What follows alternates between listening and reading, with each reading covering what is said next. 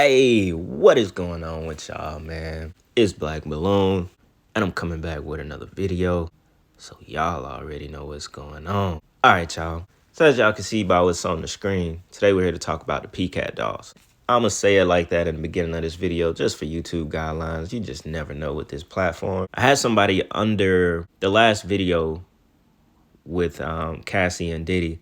They requested for me to do this one. Now, I figured it would be the perfect time to go ahead and do the video because, you know, it falls right in line with what we've been talking about and how, you know, the industry creates sometimes these sex slaves, you know, whether or not the women that are involved, they agree to it, you know, it's done regardless. You know, some of them come into the game not knowing what is actually going on, but eventually they accept it because they know they have to kind of sell sex in order to further advance their music. But then it goes a little bit deeper because like the P-Cat dolls, which you could just tell by their name, you know, it goes a little bit too into programming, like the beta sex kitten programming, which I'm sure a lot of y'all have heard that term and you might have seen videos on it before in the past, especially when YouTube was like the glory days of exposing this industry stuff, like early 2010, so on and so on, right? So we're going to get into a little bit of that in this video. We're also going to talk a little bit about the lead singer because, you know, she kind of explained her story that, you know, when she came into the group, she didn't actually like what was actually going on, but she said that she was forced to accept it. So we're going to talk about that a little bit more. Also going to talk and show a clip with Kaya Jones. Now, I don't have too many clips for this video. I don't want to make it that long. Just wanted to cover the topic, go into it a little bit more while, you know, we're discussing this kind of stuff about Hollywood and the industry and how it's just a whole casting couch industry, right? So I figured this would be a good video to kind of extend the topic, go a little bit deeper with the beta sex kitten programming. And yeah, man, we'll touch on those few topics. So look, for this first clip, we'll just go ahead and check out some of the things that Kaya Jones has said about Hollywood and about being in a group. Then I'm going to read from this article. Now, if you don't know, Kaya Jones is a former member of the P-Cat dolls. She bowed out before they completed their first debut album. So a lot of y'all may not know of her, but a lot of her, you know, exposing has been publicized a lot. So we'll check out this first clip, then get into the article. So check this out. Kaya, how old were you when you first got into music? I was 12 when I first got signed. Wow. And how quickly did the Predators begin to move in? Well, I think that's the thing. They didn't move in right away for me. I didn't receive anything until I was 18 years old and I joined the Pussycat Dolls. So I think had I not had a career before that, where I knew that there are people with integrity, it wouldn't have probably been alarming, but it was super alarming because I had been in the business and never had any advances. And when you say is a prostitution ring, those are strong words. People want to understand this.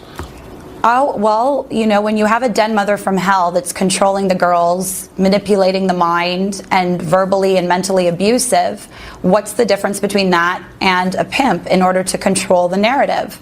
That's what was done on a day-to-day basis by Miss Anton. And furthermore, you know, it was a constant thing of being, you know, attacked at the back of cars and innuendos by different executives. She knew, and everyone in the group went through it. In other words, you were attacked by those people that had all the power over you, and it was on a regular basis. Yeah, and I had to decide for myself my moral compass.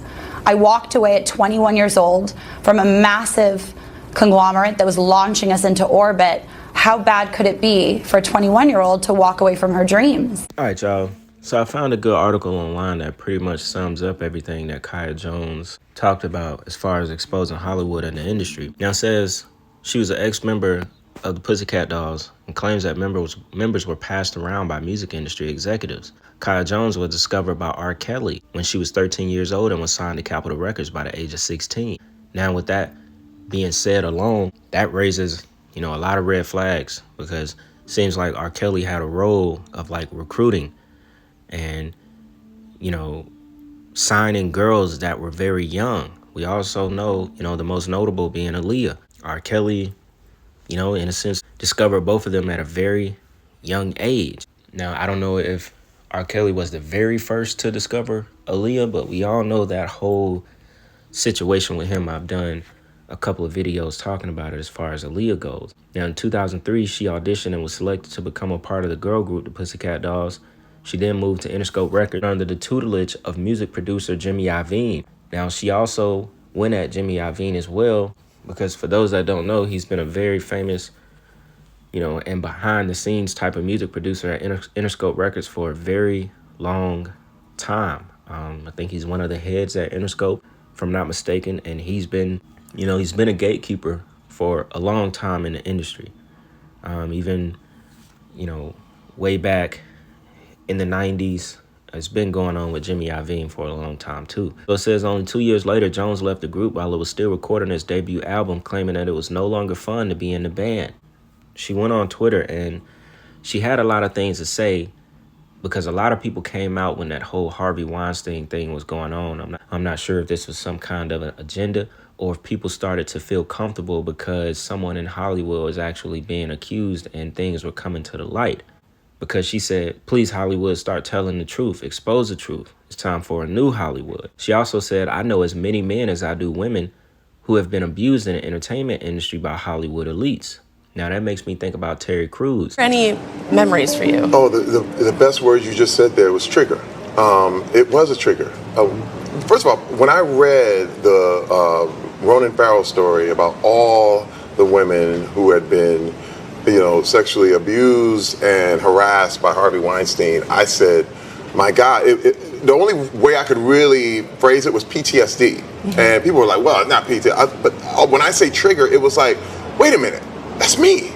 That happened to me. Yeah. And one thing I love about what's happening right now is that typically this has always been looked at as a women's issue. Mm-hmm. And so guys are like, yeah, this is a women's issue, the whole thing. But what happens is, with me, you are forced to look at this, not 2D, but now it's 3D.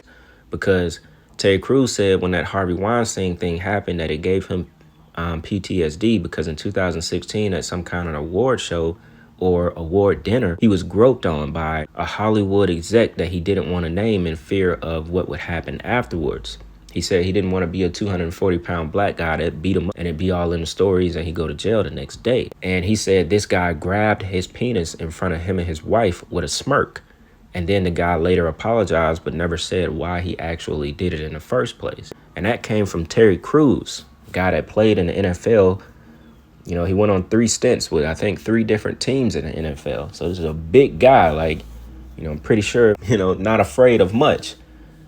But, it kind of makes me think about why, a lot of this stuff came out at that time. You had that whole Me Too movement going on and stuff. And it's not to dismiss any of these people's stories being true. But like I said, maybe a lot of people felt comfortable coming out at that time and telling their story because it was going viral. And she also went along to say, Kaya Jones, that the group was actually a prostitution ring. She said, my truth, I wasn't in a girl group. I was in a prostitution ring. And we just happened to sing and be famous while everyone who owned us made the money, which sounds like most of the industry in general. The label heads, some of your handlers, producers, they're your pimps. And in a sense, you're their hoe, because you do everything they tell you to do and they make all the money and they give you a little bit of chunk of change and they tell you to keep working. At the end of the day, it's pretty much how it is. Now, this is the Lady Robin. She was the founder of the Pussycat Dolls. She also had that title, Hollywood Madame, a title that was basically, it comes from associated with Heidi Fleiss, someone who ran a massive escort operation during the 1990s. And I guess it kind of gives you an idea of what kind of woman she is, because at the same time, it's not always a man who is, doing this kind of stuff, having control over women and, being these elites and making them do whatever with all this abuse and, keeping track of their bodies and shaming them and this and that. It's women a lot of the times as well in the industry because they abuse their power and they do it just as worse as a man would to a group of girls. And it seems like she could have had that kind of, thing going on around her because she started multiple girl groups and a girl committed suicide that was under her because of being depressed about financial issues. And Kaya Jones, it was said it was because of the mental stress that those girls went through, even though that was in 2014.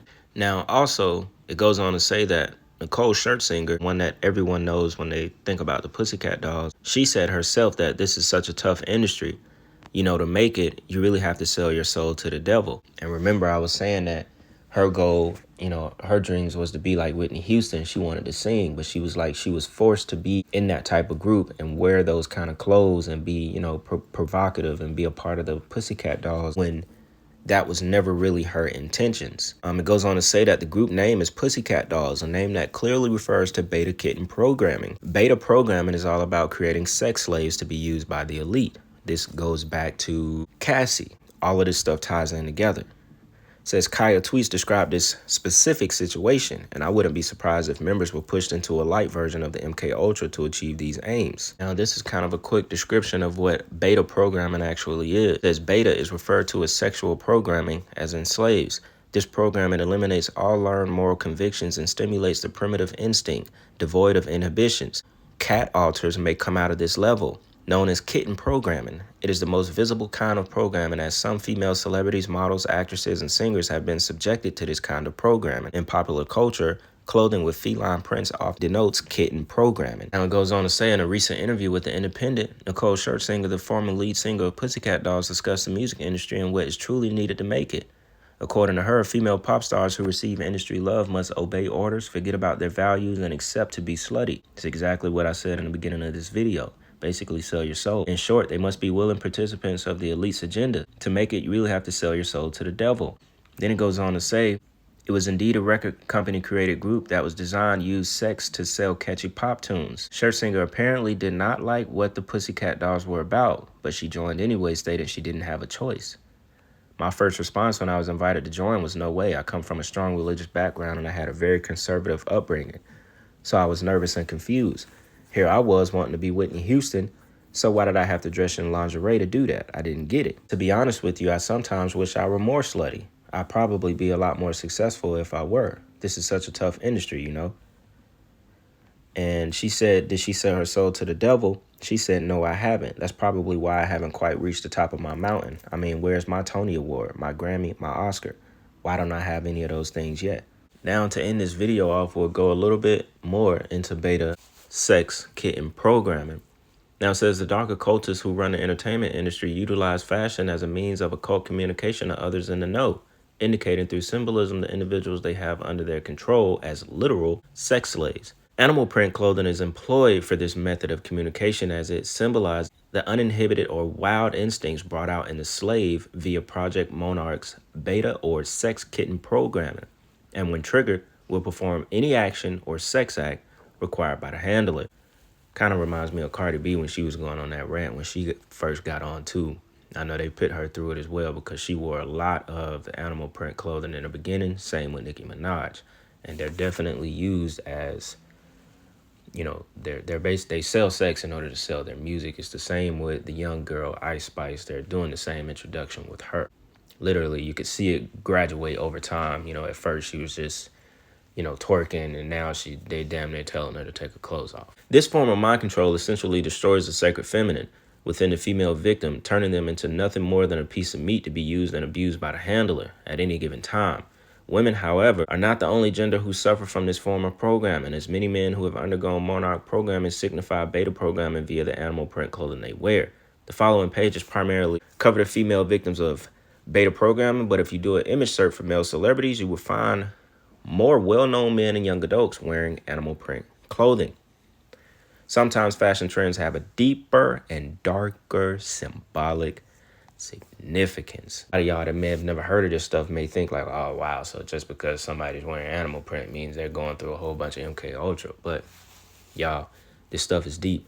Like, these people are a part of an industry, they're famous, where everything is controlled and operated by, you know, another hand, you know, sometimes to the point where, you know, even the person that's going through it don't actually really know what they're representing. That's why I said it's kind of like a mind alter. You know, it's kind of like they use this stuff to split the personality. So when they're triggered to be this type of sex slave, you know, or them regular selves, they can't really differentiate from either or, if that makes sense. But here's a couple of examples of it here. You got Jessica Alba, Pamela Anderson, Jennifer Aniston down here at the right. You know, it's like once you start to pay attention to it, you'll notice it. It'll start to make sense a lot more. And these are a lot of actresses. You know, all of these Hollywood people go through it, man. This guy in the middle, that's kind of wild. You got Justin Bieber, Russell Brand, Kevin Hart, Jaden Smith, which was a minor at the time, Kanye. We just talked about Jaden Smith. We already know. You know, he was put through all the industry rituals. Chris Brown, CeeLo, Michael Jackson. They've all done it. Wiz Khalifa, Bruno Mars, Harry Styles, Steven Tyler. Yeah, you just have to ask yourself, you know, is this really just something they all like to wear at some point, or is it really a lot deeper than what you think? Because I'll tell you right now, you know, this really is a lot for women. Women wear, you know, you catch a regular woman on the street might be wearing something like this, but think about it. You don't see a lot of men in your everyday life in cheetah skin, print, cat print, whatever you want to call this. You don't see it that much. I'm not saying you're going to see these artists wear it all the time, but it mostly happens when they're first introduced into the industry. This is what we get. So yeah, man. Like I said, I wasn't going to make this video too long. Just wanted to get on here and discuss the topic. If I missed anything, be sure to let me know in the comments. Really hope y'all enjoyed that video. As always, let me know what y'all want to see in the future. And yeah, man, I really appreciate all the love that I constantly get on this channel. Y'all always coming through, pulling up, watching the videos. And, you know, I couldn't appreciate it any more than what I do, man. So with that being said, it's Black Balloon, and I'm going to see y'all soon. I'm out.